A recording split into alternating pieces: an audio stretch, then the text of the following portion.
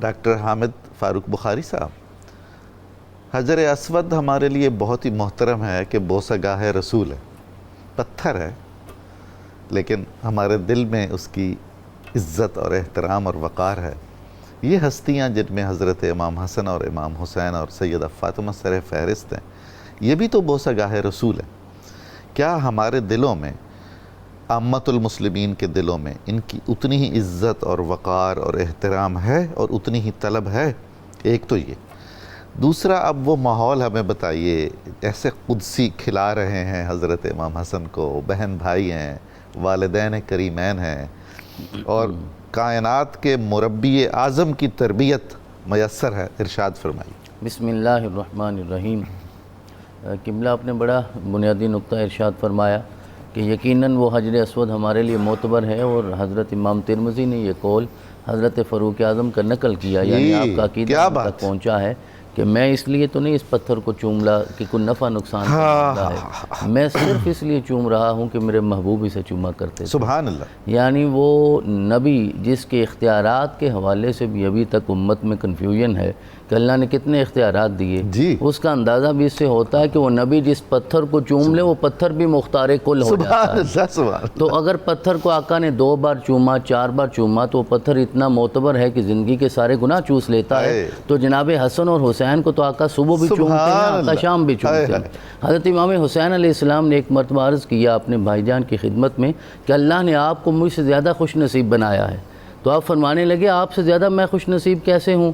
تو حضرت امام حسین کا ذرا جواب سنیے۔ آپ فرماتے ہیں کہ دیکھیے کہ جب میں دنیا میں آیا ہوں آپ اس سے پہلے یہاں موجود تھے، جب میں اپنے نانا کے کندھوں پہ سوار ہوتا ہوں تو آپ ساتھ ہوتے ہیں، بابا اٹھاتے ہیں تو آپ ساتھ ہوتے ہیں، ماما اٹھاتی ہیں تو آپ ساتھ ہوتے ہیں، لیکن جب آپ آئے تھے تو جس طرح ڈاکٹر صاحب نے فرمایا بلا شرکت غیرے، کوئی اور نہیں ہے، اللہ رب العزت نے یہ سعادتیں آپ کو عطا فرمائی ہیں۔ اور ہمیں گرامر کے اعتبار سے یہ بھی سمجھنا چاہیے کہ حسین اس میں تصغیر ہے۔ حسین کا مطلب ہی یہ ہوتا ہے کہ چھوٹا حسن۔ حسین کا اپنا کوئی وجود نہیں، کوئی اپنا معنی ہی نہیں ہے، حسین کا مطلب ہی چھوٹا حسن ہے۔ تو ابھی تک امت چھوٹے حسن کی معرفت تک نہیں پہنچ پائی، وہ حضرت امام حسن علیہ السلام کی معرفت کیسے سمجھے گی؟ لیکن جو آپ کا بنیادی سوال وہ تو یہ ہے کہ کیا طلب ہے یا نہیں، جستجو ہوتی ہے یا نہیں، وہ شاید ہم ابھی تک ہم وہاں نہیں پہنچے۔ لیکن حضرت امام شافعی ارشاد فرماتے ہیں یا آل بیت رسول اللہ حبکم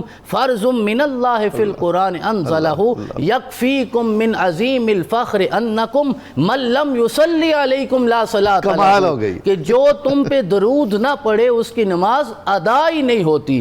قبول ہونا تو بات کی بات ہے، وہ جب نامہ اعمال کھلیں گے تو پتہ چلے گا کس کی قبول ہوتی ہے نہیں ہوتی۔ تو آپ کا فتویٰ یہ ہے، کبھی حنفیوں کو حضرت امام شافعی کا فتویٰ بھی مان ہی لینا چاہیے۔ تو امام شافعی کا فتویٰ یہ ہے کہ اس کی نماز ہی نہیں ہوتی جس کے دل میں ان دونوں ہستیوں کی محبت موجود نہ ہو، سرداران جنت کی محبت موجود نہ ہو تو نماز ادا ہی نہیں ہوتی۔ اور اللہ نے قرآن میں اسے فرض کر کے نازل کیا ہے، جس طرح نماز کو فرض کیا ہے، جس طرح روزے کو فرض کیا ہے، جس طرح زکوٰۃ اور حج کو فرض کیا ہے، جس طرح حجر اسود کو چومنا معتبر ہے، جس طرح صفا مروہ پہ دوڑنا سعی کرنا معتبر ہے، مقام ابراہیم کو مصلی بنانا معتبر ہے، اسی طرح ان دونوں سے محبت کرنا بھی معتبر ہے۔ جب تک نہیں ہوگی تو ایمان مکمل نہیں ہوگا۔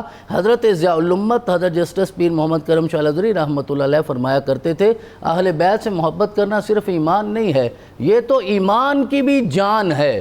یعنی جو ان دو ہستیوں سے محبت نہ کرے وہ سمجھے کہ اس کے ایمان کی جان ہی نکل گئی ہے۔ اگر آپ اپنے ایمان کو زندہ رکھنا چاہتے ہیں تو ان دونوں سے وابستہ ہونا ہوگا۔ اور جو آپ نے ارشاد فرمایا کہ آپ کی تربیت، آپ کے اخلاق، آپ کی عبادات، تو حضرت امام ذہبی کا ایک معروف قول ہے جو آپ نے سیر و اعلام النبلاء میں فرمایا ہے، یہ ایک شذرہ ہے جو آپ نے آپ کے سارے اوصاف کو بیان کر دیا۔ فرماتے ہیں کان الامام الحسن بن علی سیدن وسیمن جمیلاً عاقلاً رزیناً جواداً ممدحاً خیراً دینا وارعاً محتشماً کبیر الشان۔ تو حضرت امام ذہبی فرماتے ہیں کہ عربی لغت میں جو بھی اعلیٰ وصف ہے اللہ نے حضرت امام حسن کو عطا فرمایا، اور یہ اشارہ ہوا جن کے نام میں حسن ہے ان کے کام میں بھی حسن ہے، اللہ نے اتنا اعلیٰ بنایا۔ اور قبلہ پروفیسر صاحب نے ابتدا میں فرمایا نا، یہ 4 نام ہیں جو ان ہستیوں سے پہلے ہمیں کہیں نظر نہیں آتے. میرے اور آپ کے جناب محمد الرسول اللہ سے، ہمارے محمد سے پہلے کائنات میں کوئی محمد نہ تھا. ہمارے علی سے پہلے کوئی علی نہ تھا. حسن سے پہلے کوئی حسن نہ تھا. حسین سے پہلے کوئی حسین نہ تھا. بلکہ میری عقیدت تو یہ کہتی ہے ان کے بعد بھی کوئی اور نہیں ہے. اب کوئی محمد نہیں ہوگا، جو بھی ہوگا وہ غلام محمد ہوگا. کوئی علی نہیں ہوگا، غلام علی ہوگا.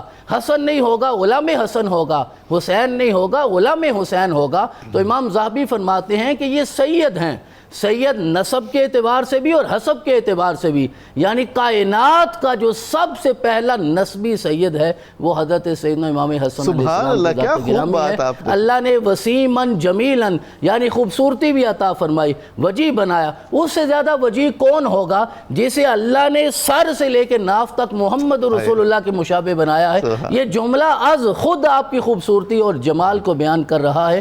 حضرت قبلہ پیر صاحب فرماتے ہیں ہمیں کسی سے محبت ہو تو جمال کی وجہ سے ہوتی ہے، کبھی کمال کی وجہ سے ہوتی ہے اور کبھی نوال کی وجہ سے ہوتی ہے. آج کے ہمارے ممدوح وہ ہیں جو صاحب جمال بھی ہیں، صاحب کمال بھی ہیں، صاحب نوال بھی ہیں.